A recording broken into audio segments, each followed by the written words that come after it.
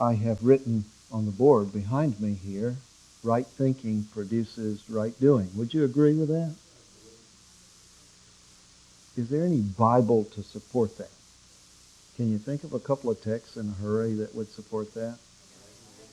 As a man thinketh in his heart, so is he. What's another one? Jesus stressed this point in his sermons several times.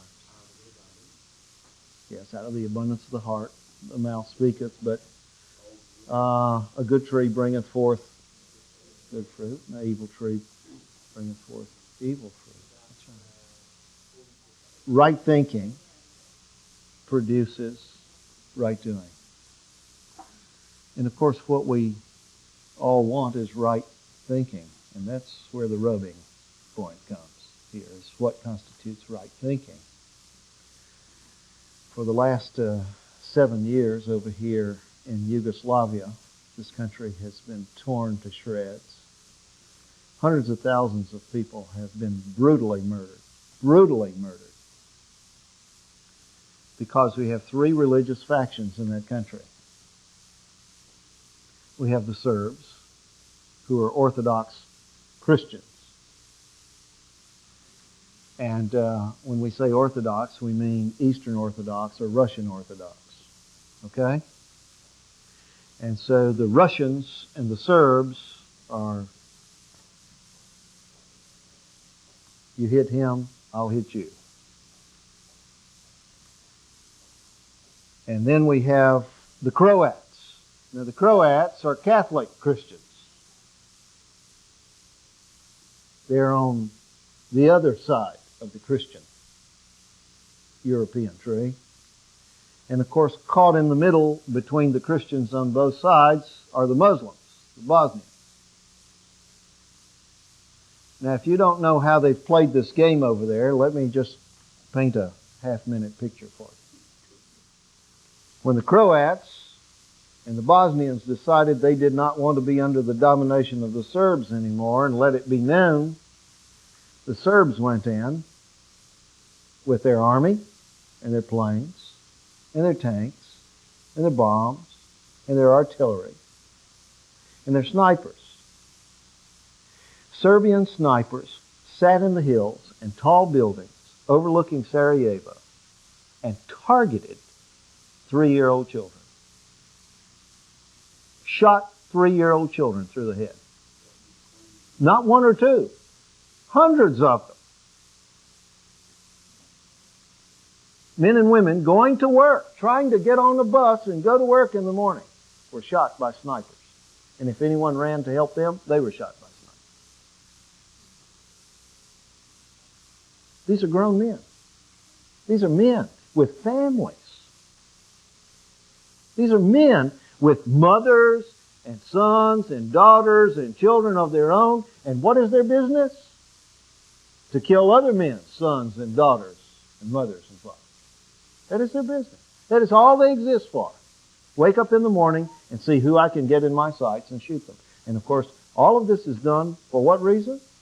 In the name of Christianity. Now, if you were to ask them, do you think you're doing the right thing? Oh, absolutely. Do you think right? Of course I think right. And therefore I am doing right. Well, what is the right thing? To get rid of evil. That's the right thing. Get rid of evil. Well, what is evil? Who is evil? You see, you and I, and they will all agree. Everyone has agreed right thinking produces right doing. But what is right thinking and what is right doing? And we Adventists like to, make it real simple and say, oh, it's the 10 Commandments. But it was commandment keepers that crucified Jesus. Right thinking produces right doing. I want to talk to you this morning about some things that I believe are very important. I want to ask you to put your thinking caps on and really think some of these things through with me. Because if we can change the way a person thinks, whether it's you or me or them, then we're going to change the way they act. You see? Once upon a time, Adam thought right. And therefore, Adam did what was right.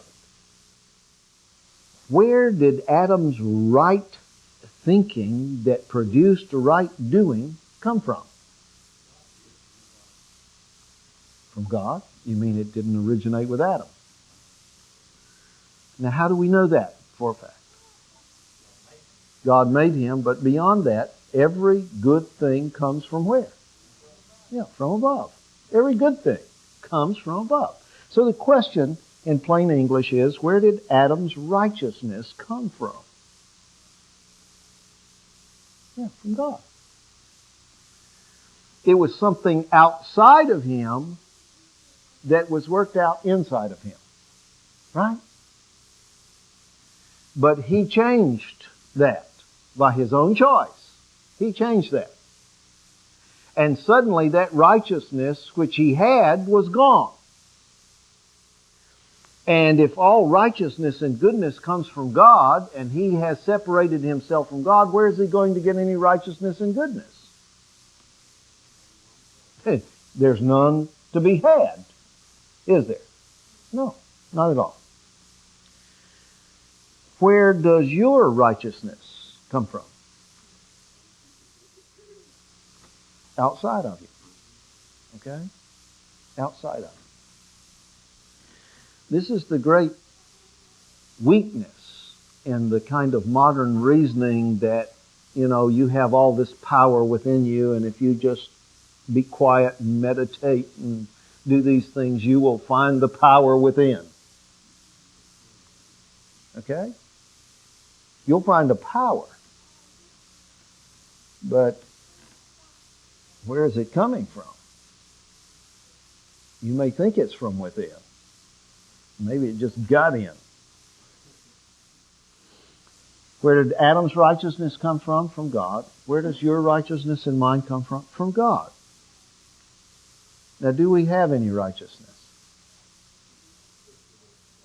Our own righteousness is as filthy rags. That's right. But do we have any righteousness? And the answer is yes. And how do we have it?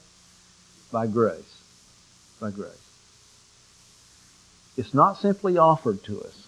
It's given to us. Grace is extended to all men. Grace is extended.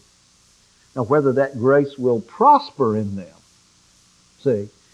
whether it will go on to produce what it is intended to produce, is up to the person, isn't it?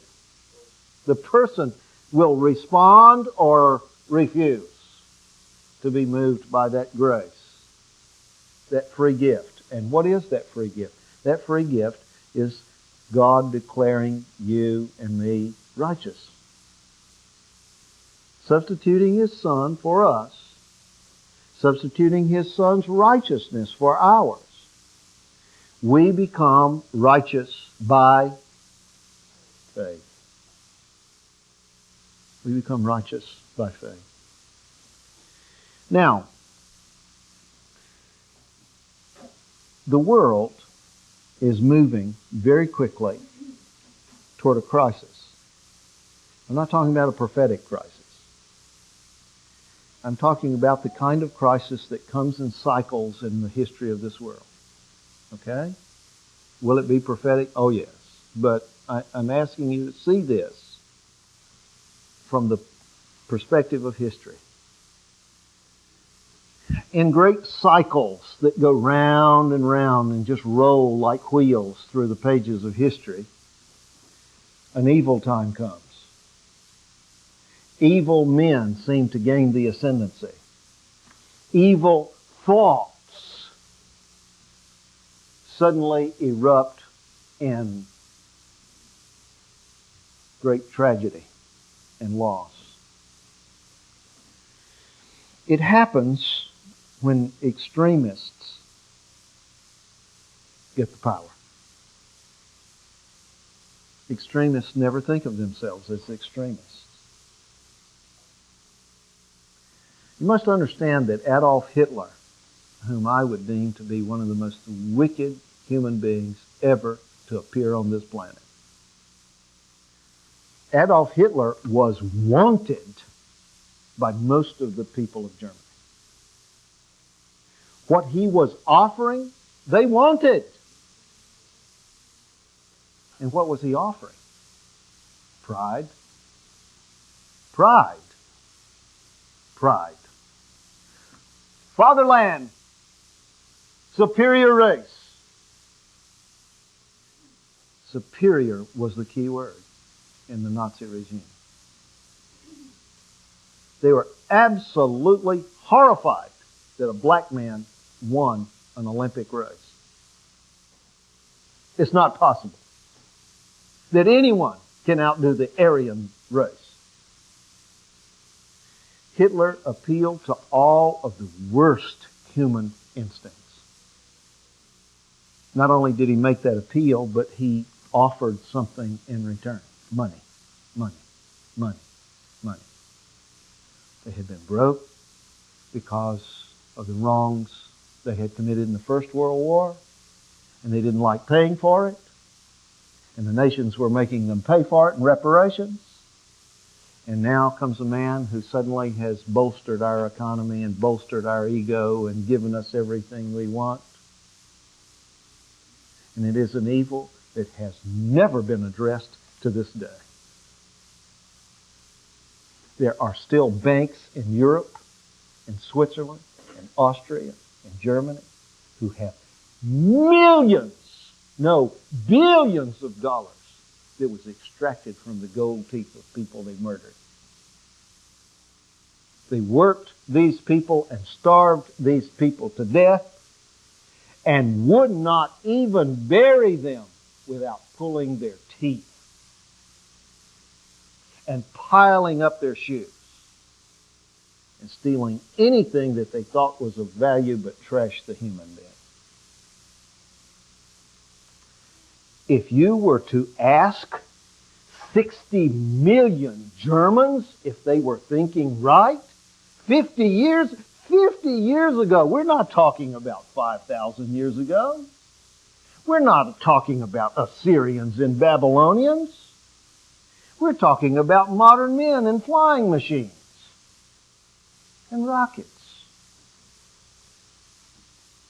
If you were to ask 60 million Germans, do you think you're thinking right? Of course. Do you think you're doing right? Of course. Well, what is it you're doing right? We are ridding the earth of evil. And by the way, religion was very much a part of it. The reason the Jews were persecuted was because they weren't the right religion. Besides that, they had more money than everybody else.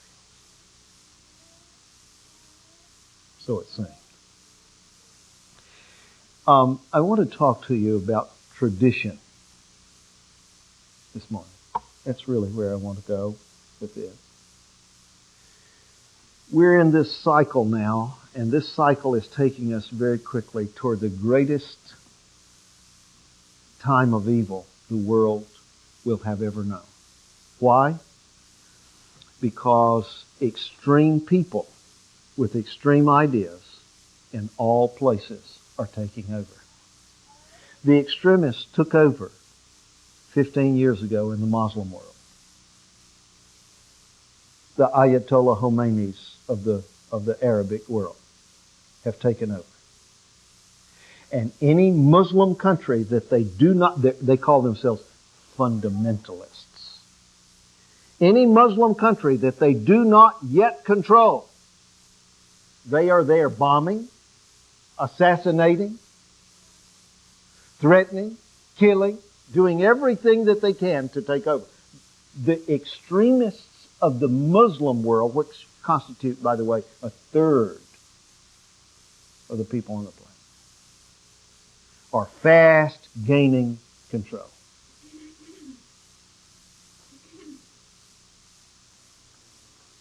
You want misery? Live under and within fundamentalist Islam. The Zionists are taking over in Israel. Netanyahu, Ariel Sharon. If you ask them, are you thinking right? Yes. Are you doing right? Yes. They believe it as strongly as the fundamentalists on the other side believe it. And one day, and not long from now, both fundamentalists are going to meet. And the one with the biggest bomb and the biggest trigger is going to incinerate more than the other side. Madness is taking over the planet. And are we exempt here in this country? No. No. It is the religious right that is driving the impeachment process in Washington right now. They want to tell you and me on the news that it's along partisan lines. It's not along partisan lines. It is a fact that the Republican Party is under the domination and control of the religious right in this country. And it is the religious right that is going to take control in this country. If you ask them, do you think you're thinking right? Yes. Do you think you're doing right? Absolutely. We're getting rid of this scumbag in the White House. I'll tell you the only problem with all of this, folks, is that it's the scumbags throwing out the scumbag. This is the problem. But they never view themselves that way.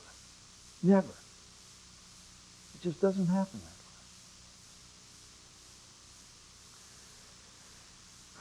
that way. You and I have scrambled brains because of sin. We all do. Every person on this planet does. There is no one normal. There is no one thinking clearly. It's just not to be found on the planet. We're all here in our little spheres thinking we are right thinking and thinking we are right doing. And the question is, how does one go about? How does one be sure one is thinking right? Because if one can think right, one can do right. I want to take you to Luke 9 in the New Testament. This is a terribly interesting topic in Scripture. There are two accounts that have been inserted in here. Inserted is not the right word, but included in Luke's report. Remember, Luke was not an apostle. He was not one of the 12.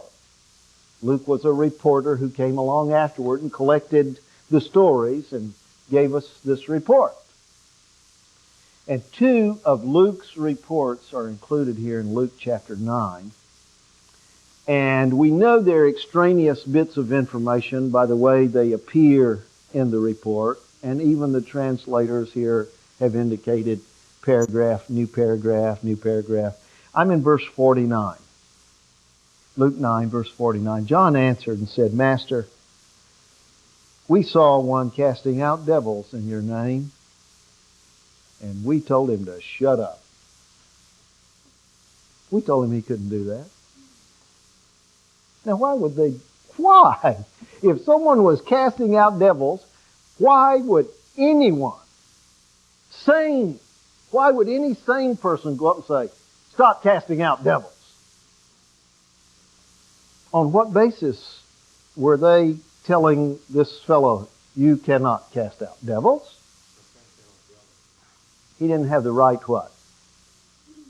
He didn't have the right pedigree. He didn't have the right authority. He didn't belong to the right church. He was not the one who was supposed to cast out devils. Now, how would you view that? How would you view that? If you had been there and you saw a fellow casting out devils and people rejoicing and praising God, what would you have done? I can tell you what I would have done. I would have said, praise God, we've never seen it. on this fashion before. That's the way I would have responded. Okay? But who is it who told them to stop? John. John said, we forbade him. We forbade him. Why? Because he followed not with us. He was not a member of the club. And Jesus said to him, forbid him not, for he that is not against us is for us. Keep reading. And it came to pass, when the time was come that he, that is Jesus, should be received up, he steadfastly set his face to go to Jerusalem, sent messengers before his face. They went and entered into a village of the Samaritans to make ready for him. And they did not receive him, that is the Samaritans, because his face was as though he would go to Jerusalem. Do you know what this actually says in plain English? They went down and they told the Samaritans, Jesus is coming. Now the Samaritans they liked Jesus because he had appeared as a Jew among them and had preached to them and had not treated them as though they were dogs. He had preached to them and talked to the woman at the well, and he had a good name in Samaria. Now here he is, passing through Samaria on the way to where? And he sent emissaries in front of him saying, the master is coming, get ready, clean your house up, make a bed for him, fix a meal, he's going to come. And they said, where is he going? Oh, he's going to Jerusalem. Then we're not having anything to do with him. That's what this says in plain English. If he's having anything to do with those folks in Jerusalem, forget it. Don't you just love people? Aren't they worth saving? They did not receive him because his face was as though he'd go to Jerusalem. And when his disciples, James and John, saw this, they said, Lord, we think it's time to call down fire. Now, you and I laugh at this, but this is exactly what's going on over there right now. They hate one another, cannot get along with one another, and are ready to call down fire on one another. If you can't do it with a helicopter, do it with a jet fighter. And if you can't do it with that, do it with a rocket. Just make sure you get fire on them. Why? Because they are evil. And we're going to do the right thing. And it was James and John, if you read it. James and John, who said, Lord, wilt thou that we command fire to come down from heaven and consume them? Now please look at their reasoning, even as Elias did. Did they have good Bible? Had good Bible. Now this is what Jesus said. He rebuked them, is the record. And he said, you do not know what manner of spirit you're on. For the Son of Man is not come to what? But to save. Now there's great difficulty in harmonizing this with Old Testament Scripture. There's great difficulty. And this is what I would like to do this morning if possible. I'd like to do this. But it's going to be very difficult. Because we do not see the same things. Do not see the same thing. Okay? Sin, the Bible says, is of two kinds.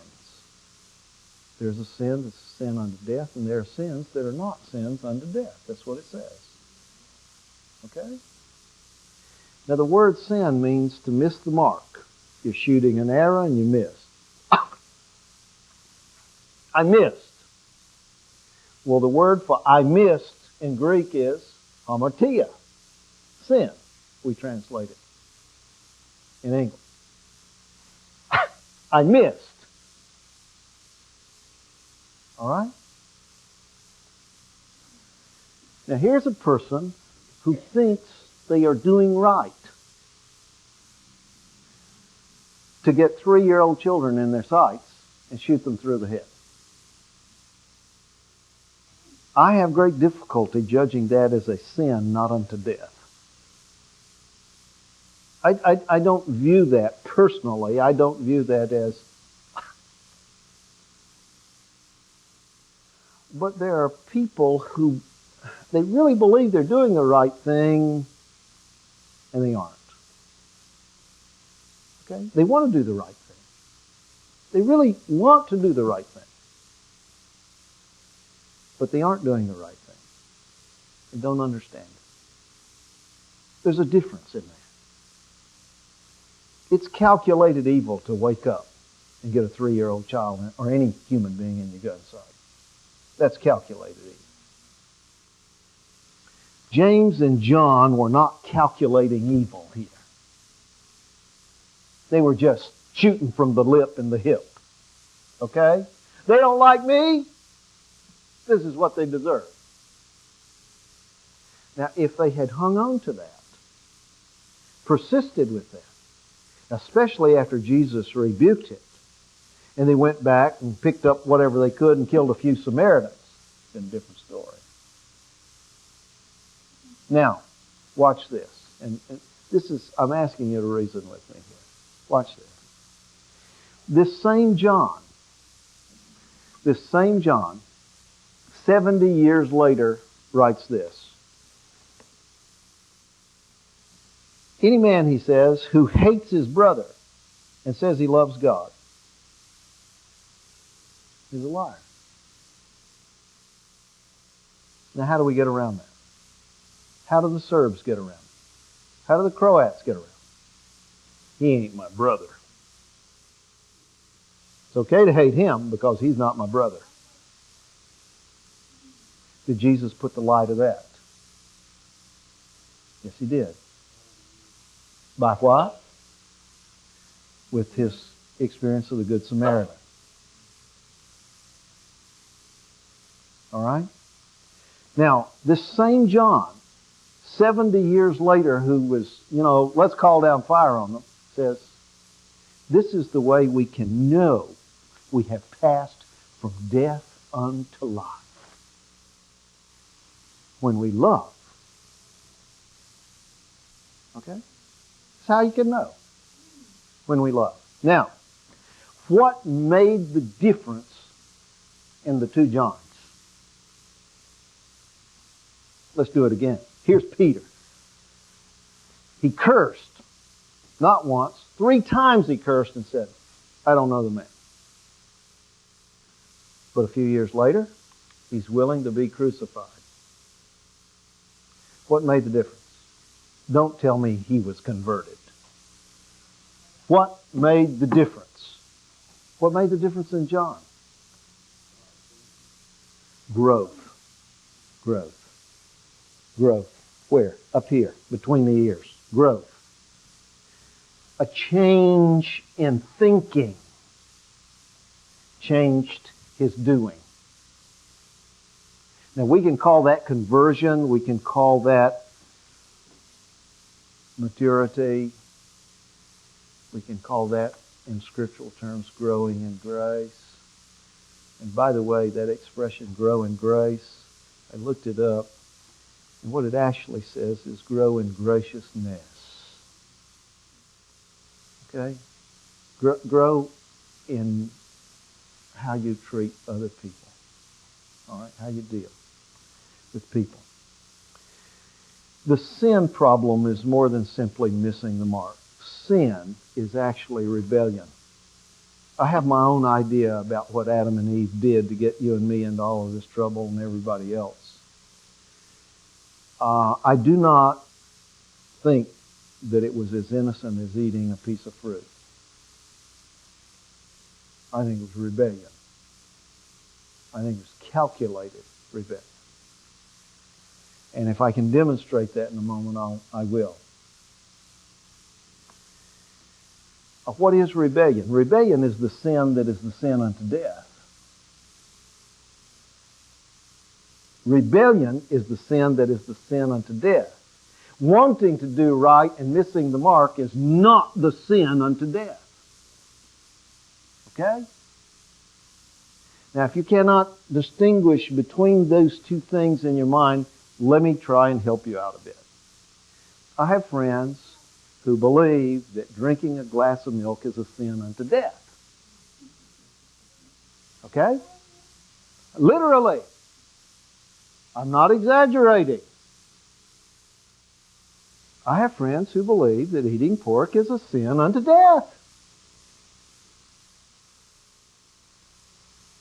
I know people within and without the Adventist faith who believe that if you belong to the wrong church, it is a sin unto death.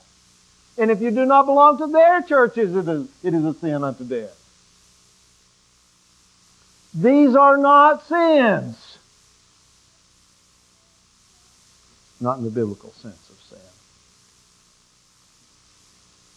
And we need to make this distinction in our minds. We need to understand. Is it okay to eat pork? If you want to pay the price. The price is not eternal hellfire. The price is the disease and trouble and all the stuff that goes along with it.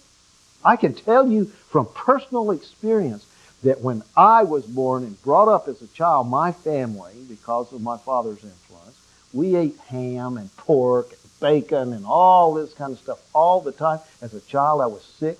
Before I was 9 years old, I was in the hospital. Several times. I used to have boils, the kinds of boils that you can't even imagine. Boils so serious and so severe that I was in agony. Couldn't even stand up. Inside and outside my body. When the Adventist message came to my home and my family, and we opted not to eat pork anymore, never had a boil ever after. Never had pneumonia again. Never had all kinds of problems I had when I ate that stuff. But was it a sin unto death? No. If you and I and other people cannot distinguish in their thinking what constitutes sin that is unto death and sin that is not unto death, then we are going to be about this business right here of shooting 3-year-old children through the head. We're going to spend every waking hour straightening out folks wearing jewelry, eating pork.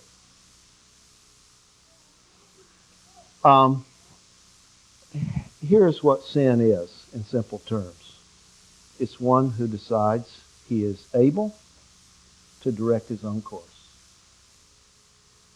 If you have that way of thinking, then you don't ask of God, do you? You don't ask God to direct your course. Hey, I'm free, white, and 21. Sin at the very heart of the matter is a person believing and thinking he can direct his own course. Sin at the core is one who believes that he has the ability to repair his own brokenness. If it's broke, I can fix it. I have the ability. Which, in fewer words, is he believes he can save himself. Sin, at the heart of the matter, believes that he can solve all problems of his own and even the problems of others. There was a time I would have approached a friend who is smoking, and the smoking is literally taking the life of this person.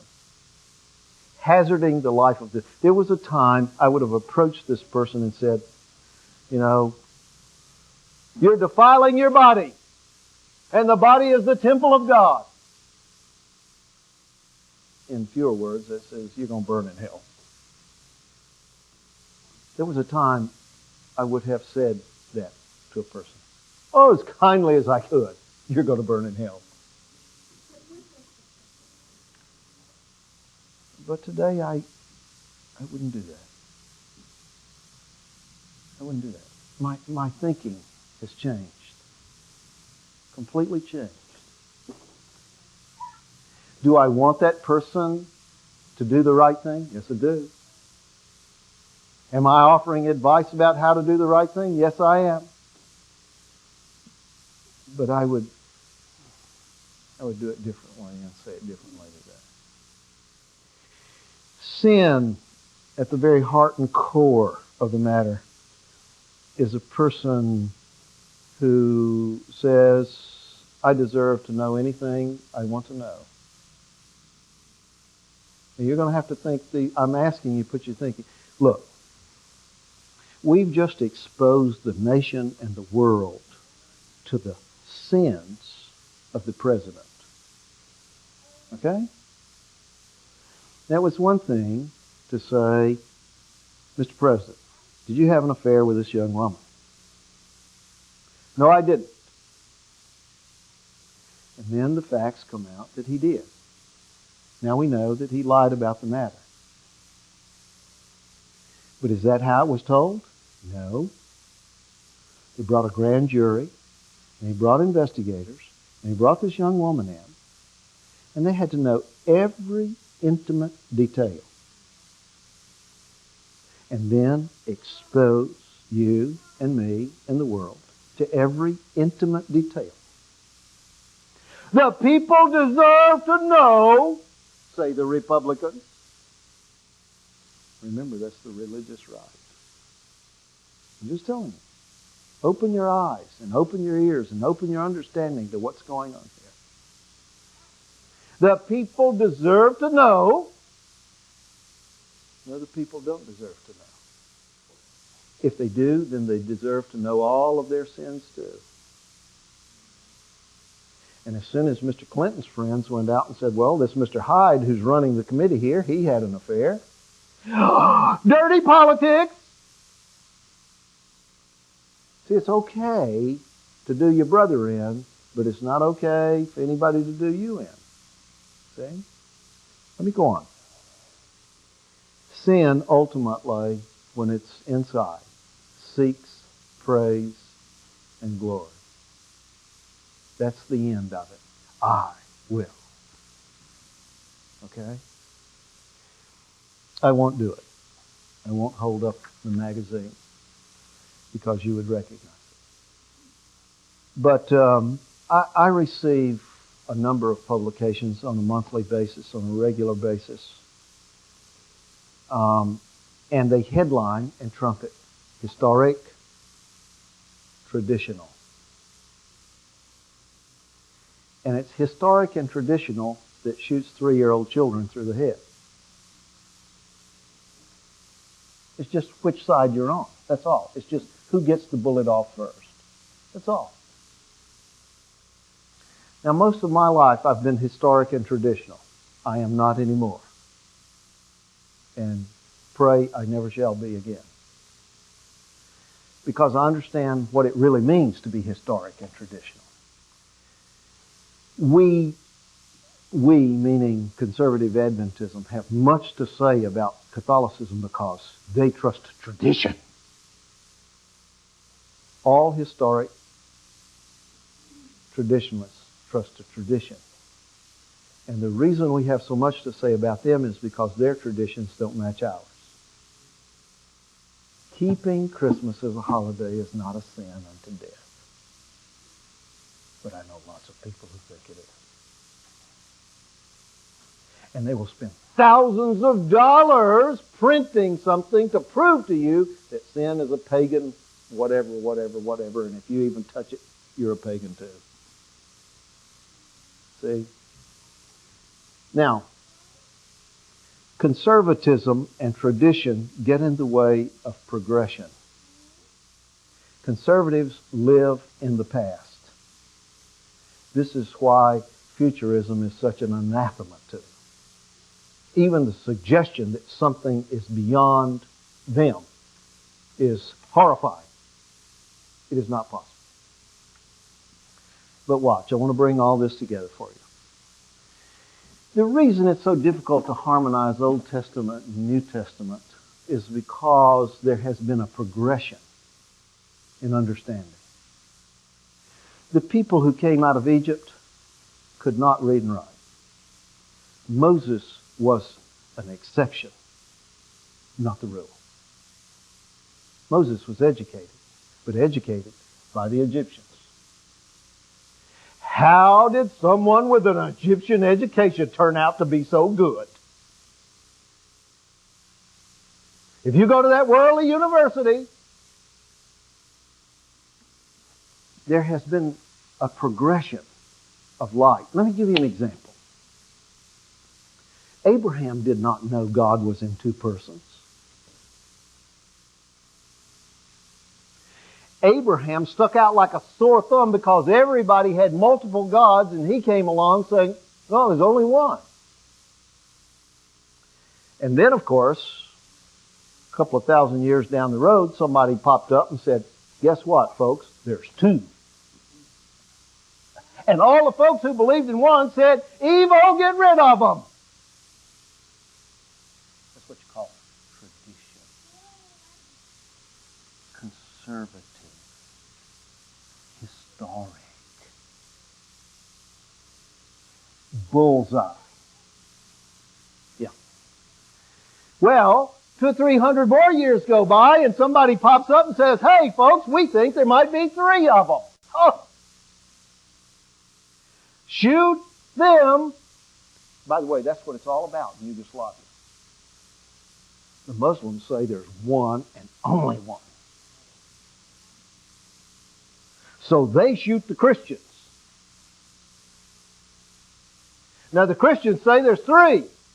So shoot the guy that says there's only one. I do not exaggerate. No, it's not probably true. It is true. It is the whole issue. It is the issue.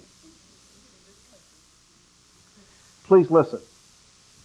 This week as I was driving, I caught a program on NPR, and it's most enjoyable. And they were interviewing people who were telling what they did in their family as a tradition for Christmas. Every Christmas, our family comes together and we do certain things. And we do this every year, and it's very meaningful to us. Okay? Now that tradition is not a sin unto death. It may not be what you think ought to be done, okay, in honor of the birth of Christ, but it's not a sin unto death. But when we take tradition past family togetherness and making memories and whatever, when we take that tradition over into religion, and we now set it in concrete and chisel it in stone and declare it to be a sin unto death, it's there that the misery begins. It's there that the breaking of that commandment which says, thou shalt do no murder, takes place. Jesus said, I tell you, if you hate someone, you've already committed. Because what you think is what you will do given the time and opportunity. I would love to think that all the idiots in the world live in Yugoslavia. That they were confined to those borders. I would like to think that all the insane people in the world cannot get outside the borders of Yugoslavia. But I know better. They're everywhere. They are everywhere. This country is multiplying them by the thousands. Guns, bullets, and just wait, there's going to be a showdown. There's going to be a shootout. You just wait and see. There is. You pile up guns and ammunition, there's going to be a showdown and a shootout. Had one in Waco. But there's always, please remember something. There's always somebody with a bigger gun than you, folks. And the same thing is true in religion. The person who will not allow progress in light and understanding and doctrine, the person who is so tied to the past and faith of our fathers, these people will ultimately pay. They pay all along. They pay because of loss of understanding, loss of peace, and loss of a lot of other things. But ultimately they pay because the world is moving toward a showdown with all the fundamentalists of the world in control on all sides. That's what the end of the world is all about. It's when all the religious folks take over. And we have thousands of years of history to show what the result is. That's where we're going. I wish that you would do a study on grace. It's amazing how much is in the Scripture on the subject of grace. And when you see it, it doesn't leave you wondering and guessing as to what it is. It's just a gift. It's just outright, I love you so much, I'm giving you this. That's what it is. I care about you so much, I'm giving you this. I don't expect anything in return. I don't expect it. Would I like to see something in return? Yes. What do I want in return? Gold, frankincense, and myrrh? No. The gift of God's grace is to produce. These are very difficult times because every man seemeth right in his own eye. And the question is, am I really right? And the only way to answer it is, what am I producing?